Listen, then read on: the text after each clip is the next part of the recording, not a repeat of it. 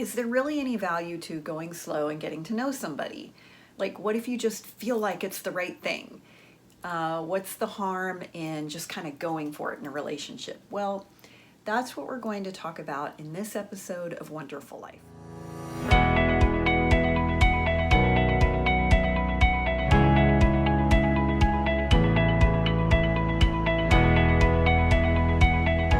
Hi, I'm Mary Ditman.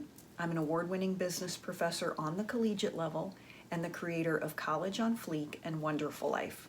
One-Derful Life is my way of describing how it feels when you've made peace with being single. And I know there are a lot of women out there who prefer singleness, and you'll hear them say, like, I don't want a man. But that's not how I feel. I want a man. I've always wanted to be married and have a family, but I'm well over 40 and that hasn't happened for me. And for a long time, that was really a source of sadness for me, because a big part of my definition of a fulfilled life is being a wife and a mother.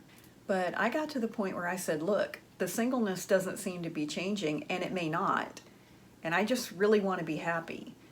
Whether or not Mr. Right comes along, I just want to enjoy my life. And that's what One-Derful Life is about. It's not about getting you to a place where you prefer singleness, because I don't prefer it. And it's not about getting you to a place where you just give up and resign and say, well, I guess I'm just going to be alone forever. I might as well deal with it. That's not it. It's about helping you create a life where you're happy and peaceful and content, because that's the type of life that will attract your Mr. Right. But even if he never shows up, it's okay, because you're happy anyway.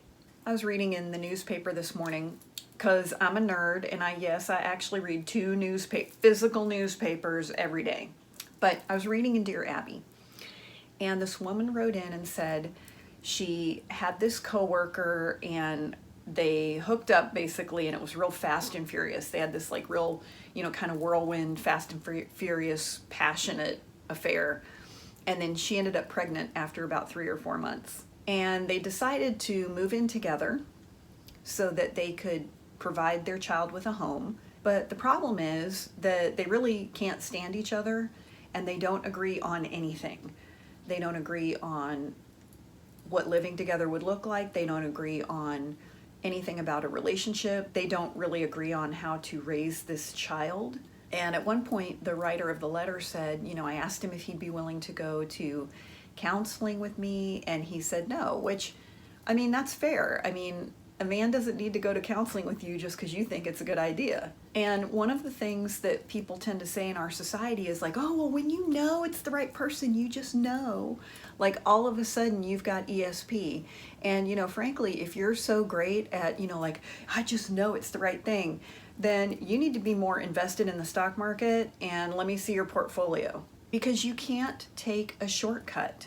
I always drive the same route every day from my apartment to my yoga classes. And one of the roads that I drive down went from literally like nothing, like brush and trees and stuff, to fully built houses, several of them, in like 6 weeks. Those houses went up fast. And they look good. They really do. They're brick homes. They have garages, they have really nice trim, they're landscaped. I was a homeowner for 18 years, and here's what I know. That old saying of they don't build them like they used to is true. Now, my home was, 40-something years old when I bought it. In fact, the house was built 1 year before I was born. And, it didn't have a bunch of fancy trim and things like that. It was a nice ranch-style house. But I'm going to tell you, it was solid. But when you throw a house together in 6 weeks, it might look really good, but you need to be really paying attention to the things that you can't see when you're buying a house. The foundation. If the house has a crawl space, are you under there? You got to take a look at it. What's the plumbing situation? What's the roof? If there's an attic, you've got to go up in there. You can't just look at the roof from the ground and be like, oh, it looks nice. You got to get in there and really inspect it. The electrical system, the ventilation system, all the things that you can't see, that's what's going to run you into problems with a home that's not well built. And the same thing is true in a relationship. So yeah, on the surface, everything might look great. He's good looking, he seems successful, you guys have fun, he's so nice to you, everything's cool. And part of the reason that we feel that way in the first 90 to 120 days is because you're riding high on many different chemicals in your brain, two of which are dopamine and oxytocin. Those will frequently tend to start to level off after 90 to 120 days, which, by the way, that's why a lot of companies do a 90-day probation period, because when you hire someone, anytime your brain gets a new situation, you get this dopamine hit. So you get that new job, you're excited. Okay, you have a great attitude, everything's cool, you love your coworkers, it's the best thing ever. After about 90 days, that shiny wears off and you're like, oh, I just have to go to work every day. I hate these people. So a lot of times companies have a 90-day probation period because they want to make sure that they're really getting what they think they're getting. And the same is true in relationships. So for about 90 to 120 days, you've got all this dopamine and oxytocin flooding your brain, which is why in the beginning stages of a relationship, it's like a lot of times you won't eat as much because you're not hungry, because you're excited, and you lose weight and you're like, oh my God, I'm so happy, this is great. Or you don't sleep as much, but you feel fantastic, you have lots of energy and a good attitude. That's dopamine. And those chemicals do the same thing in your brain that cocaine does. So basically what I'm saying is, like, you wouldn't go snort 2 or 3 lines of cocaine and then start making life decisions, but that's what we do in relationships. So we're high on these brain chemicals and we go, I just met this man 3 weeks ago, but I just know he's going to be my husband. Okay, if that's true, then what's the harm in giving it some time? Because here's the thing also for men, their dopamine levels start to fall off, and that's when, after about 3 or 4 months, you start to observe that it seems like he's kind of pulling away, he seems distant, he gets moody, or maybe he just disappears and you're like, I don't understand. Or you're trying to, like, I wish it was like it was in the beginning.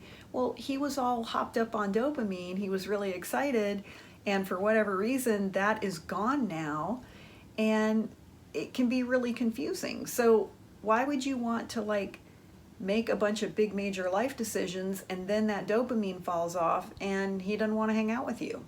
And listen, men want relationships and men know that women want relationships. Now, there are men who want things to be speedy, okay? And I have 2 theories on this. Theory number 1, a lot of times the guy is in that dopamine rush and that Hollywood fantasy too, where he's like, I've met my Mrs. Right, and she's my soulmate, she's the woman for me, and he's excited as well, so he's not able to control his impulses. But number 2, a lot of times men will have a more nefarious reason. They want to rush you to the altar and get you married and get you legally bound because there's something that they know you're going to find out about, and they want it to be hard for you to leave. And I've just seen that happen with several of my girlfriends in real life. Now, at our age, when you're over 40, I'm not talking about dating for 2 or 3 years. At our age, what if you dated for 6 months and then you got engaged and you had a 6-month engagement? That would give you a full year of knowing someone before you actually were legally, bound together and married. And ladies, I'm just going to tell you, I would not move in with a man that you're not married to. Every piece of research on this subject tells us that when you live with a man prior to marriage, it does not make him more likely to want to marry you. It actually makes him less likely to want to marry you. If you're going to buy a house, you would get what's called a home inspection. And that's where you pay a professional to go up in the attic, go in the crawl space, investigate all the systems. Like, they know what to look for. One of the worst things you can do when you're buying a home is get one of your friends to do an inspection for you, because a lot of times they'll kind of tell you what you want to hear. You need to pay a third-party inspector who doesn't have a dog in the fight. And they might tell you some things that you don't want to hear, but that's the stuff that's going to save you money in the long run. And in addition to that, if you're going to buy a home, you would do your own due diligence. You would really look at things and figure it out. If you're going to buy a car, you would look under the hood. You might even take it to your mechanic and get someone who really knows what they are doing in an engine to take a look at this car. Well, you've got to get under the hood, because listen, what hangs you up in a car, what's going to get you stranded on the side of the road is not the pretty paint job. What's going to get you stranded on the side of the road is something under the hood that you can't see. And that's what I'm talking about with relationships.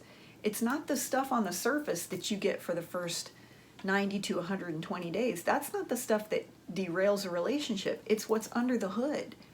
And you can't shortcut your way out of that. And I mentioned that companies do a 90-day probation period. Well, I'm going to tell you, firing an employee isn't necessarily easy, but getting out of a marriage is even harder than firing an employee. And a lot of times women end up in these terrible marriages because they rushed in really quickly, but then they keep thinking like, well, if it could just go back to the way it was in the beginning, but it's not going to. And then they end up stuck and really in a bad situation for years. So just build it right. You know, take the time and do your due diligence and get to know the person. Like I said, I mean, what's the rush? Especially when you're over 40. What's the rush? If this is really your soulmate and it's really meant to be, then why couldn't you take 12 months and really get to know the person and be sure and make sure that you have a strong foundation? A lot of times people say, well, but if it is meant to be, then why take all that extra time? Well, my theory is that when you take the time in the beginning to do it right, that actually saves you time later on. Relationships where I've rushed in, and I mean, it was really fast and furious, emotional, and, you know, getting all intimate and everything really quickly, my experience was that those were very painful breakups for me. And then the time that it would take for me to get over that broken relationship, all of that was way more time than had I invested the time up front to slowly get to know the person. So you're actually saving yourself time when you do it right the first time. If you're like me, you've had enough heartache in your life. You know, like, I'm not looking for more heartache. And speaking of heartache, if you are currently experiencing a broken heart, then you might want to check out our ABCs of Healing. That's a free video where I walk you through how to recover from a broken heart. And you can get that at bit.ly/ABCs of Healing. You'll have immediate access to it. Now, One-Derful Life is a dialogue, not a monologue, and we want to hear from you. What do you think about taking time to build things right? Put that in the comments and let us know what you think. You can always connect with us at wonderfullife.com. We post a new blog there every Friday. You might want to join our newsletter list, and we have a lot of cute merchandise there for you. Thank you for watching, and we'll see you next time right here on One-Derful Life.